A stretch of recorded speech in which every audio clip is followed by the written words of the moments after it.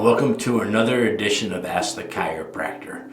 I'm Dr. Brad Hulsebus, chiropractor. So I'm a chiropractor here in Rockford, Illinois. I'm a graduate of Palmer College of Chiropractic, and I am the Illinois representative for the International Chiropractic Association. And the point of this podcast is when people have a question for the chiropractor, I encourage them to ask a chiropractor, not a medical doctor, not a dentist or anybody else, because only chiropractors truly understand what chiropractors do. So people email me, people stop by the office, people send us messages, DM me, questions they have for the chiropractor. So today's chiropractic question is a little bit about chiropractic, but kind of a different question.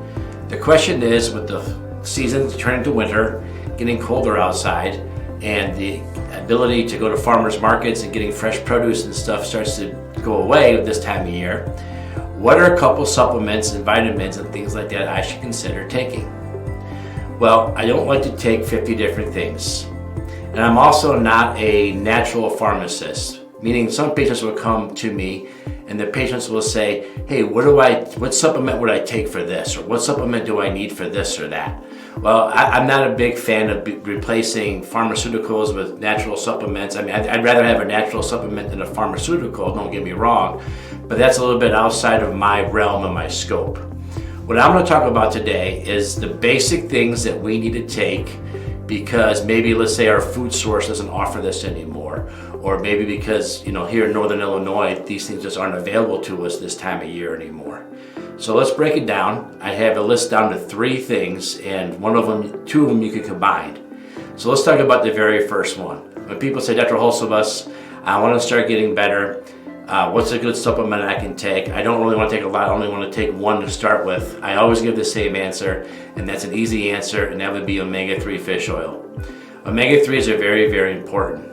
Now, we used to get omega-3s when we used to eat grass-fed cattle, wild-caught fish, but as we all know, these things are getting harder and harder to find. I mean, we all believe that tilapia is a good thing to eat, but unfortunately, almost every tilapia you'll come across is farm-raised.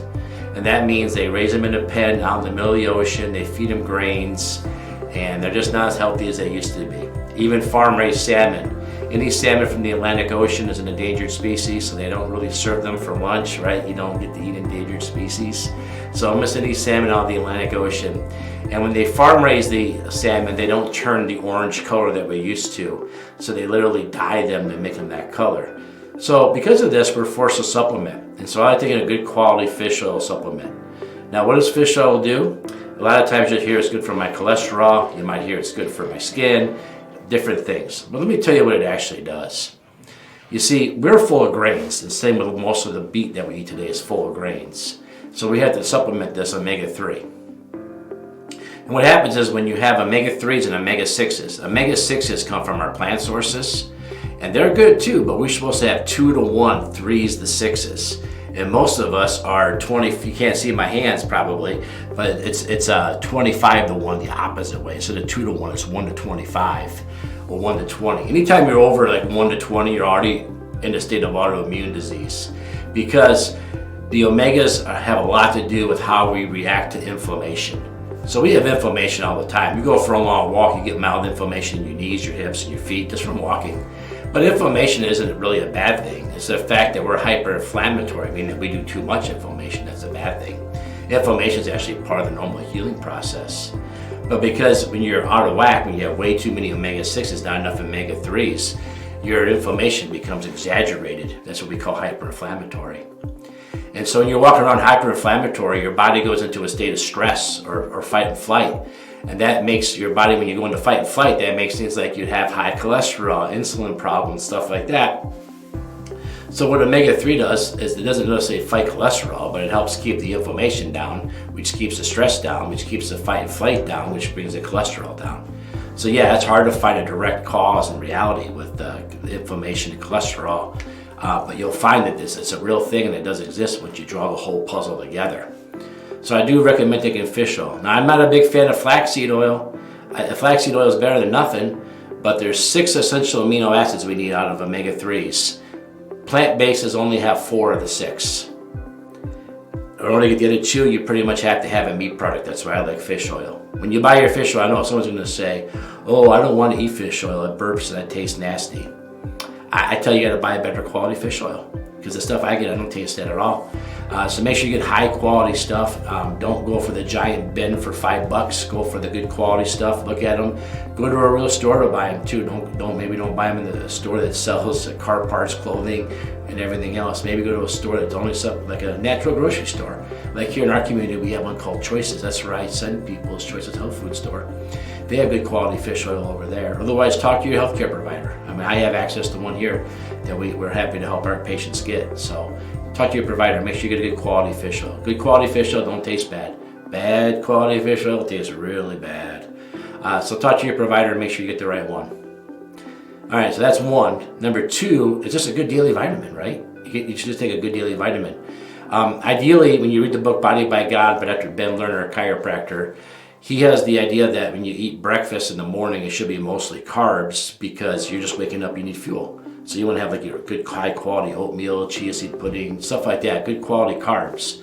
Lunch, now your body's firing on all cylinders, you're all warmed up and revved up. You should have like a big salad, because now you're going to get all the vitamins and minerals from your salad. You're going to do really good. And then for dinner, you should have protein. You should have protein for dinner, because at night when you're sleeping, your body heals and repairs itself. So a good high quality protein at night will help your body get the building blocks it needs to repair, deal with some of that inflammation we were just talking about, right? So good quality protein for dinner. Then you could take 25% of that meal and carry it over the next meal. So it's okay to have an egg with your oatmeal. It's okay to have some berries in your salad. And it's okay to have some asparagus with your chicken. All right, so that makes sense? So a good high quality vitamin. I take mine at lunchtime for the reason I just gave you, because that's where you're going to absorb the most stuff. So I take a good high quality vitamin right at lunchtime.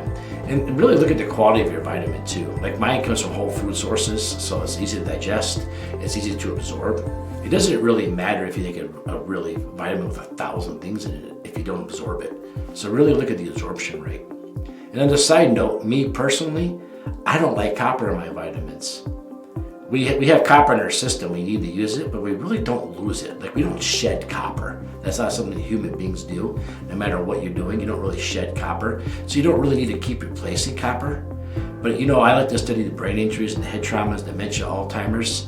And there is a real trend with these people who suffer from this stuff for having really high levels of copper. So I try not to put any extra copper in my system at any cost. So I get a good high quality vitamin with no copper. So there's the two I told you about, right? Fish oil, good quality vitamin. The third one is more important the later in the year it gets, in the wintertime and stuff like that, and that's vitamin D3. I always say not R2, D2, but D3. Make sure you get your D3. You see, D1 and D2, that's the stuff that's in your milk products, your dairy stuff, and that helps you absorb the calcium. So that way later on you get osteoporosis and calcium in your bones. That's a different story for a different time. Avoid osteoporosis, more magnesium, Epsom salt baths. Check back with me, I'll talk about that a different time. But in order to get the vitamin D3, it's different than the one in your dairy products. What you need to do is you need to spend the equivalent to a half an hour a day outside your swimsuit. If you're not spending the equivalent to a half an hour a day outside your swimsuit, you need to supplement vitamin D3.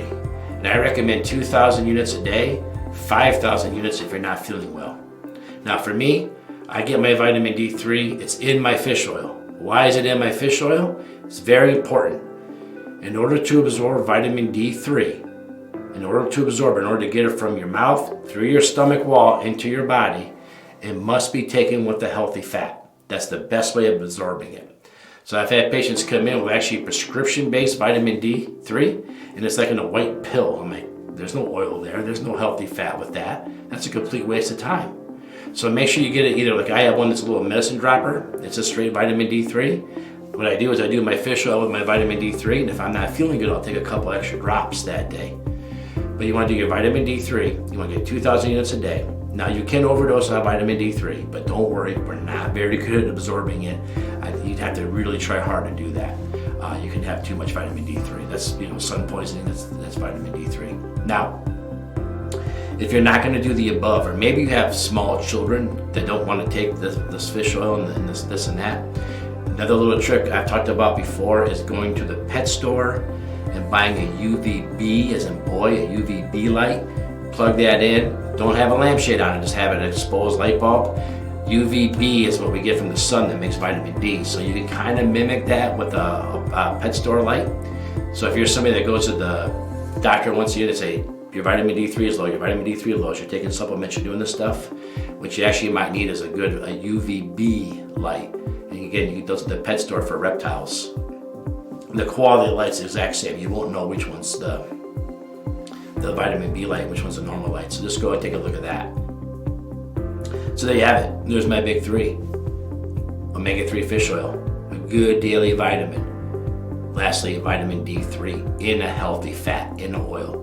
Do your vitamin D3 the same time you eat your eggs, your avocados, do your fish oil. So do it all at the same time. Maximize your absorption rate. Again, I do most of these at lunchtime because that's when my body's running 100% efficient and the best it can. That's when I'll do the best job absorbing them. Taking them and not absorbing them doesn't do you any good. So there you go. Not really like chiropractic, not really about the spine or how we adjust people, but just some good knowledge we like to give patients because remember, you get subluxated, your back goes out from thoughts, traumas, and toxins, right? So toxins can be deficiencies. So I'm trying to address some of the deficiencies you might get by talking about the things that we should all have. So I hope you learned something. I hope you got something. Come back next week. We'll do this again. If you have a question or a topic you'd like to see me address, like this topic here, just leave me a message below. I'll do my best, and maybe next week you're the Ask the Chiropractor question of the week. Until then, I'm Dr. Brent Holzebus. Check us out at Rockford, DC, ROCKDC.com, ROCKFORDDC.com, excuse me there. Check us out right there, and all these previous blogs, there's a search there, so if it's a topic maybe you missed, you want to hear me talk about, it might already be there. Just take a look at it, check it out. Other than that, stay healthy, stay strong, and we'll see you next time on Ask the Chiropractor. Thank you.